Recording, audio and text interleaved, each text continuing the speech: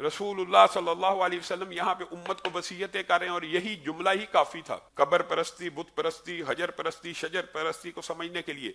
लेकिन रसूलुल्लाह सल्लल्लाहु अलैहि वसल्लम ने अपनी पूरी जिंदगी में इस चैप्टर को इस तरह बयान किया कि कब्रों पे मुजावर बन के ना बैठना।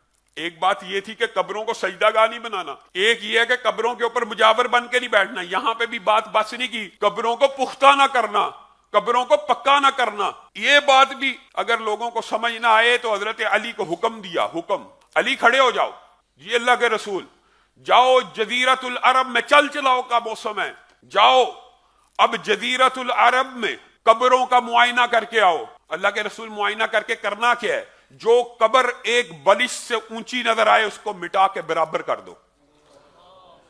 ये सुन्नत है कि कब्र कुहान नुमा होनी चाहिए, कब्र जमीन से कुछ ऊपर होनी चाहिए। ये सुन्नत है, रसूलुल्लाह की जिंदगी में ऐसी कब्रें बनी, लेकिन उसकी ऊंचाई होनी कितनी चाहिए? एक बलिश्त। और रसूलुल्लाह सल्लल्लाहु अलैहि वसल्लम ने हजरत अली को हुक्म दिया जो कब्र एक बलिश्त से ऊंची नजर आए उसको मिटा के बराबर कर दो। वो कब्र की यह शर्त नहीं रखी जो कब्रें पक्की नजर आए।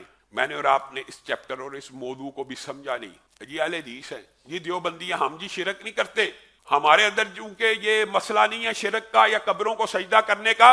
हमारी 1.5 फुट ऊंची भी हो तो खैर है, 1.5-2 फुट ऊंची कब्रें बनाई जाती है।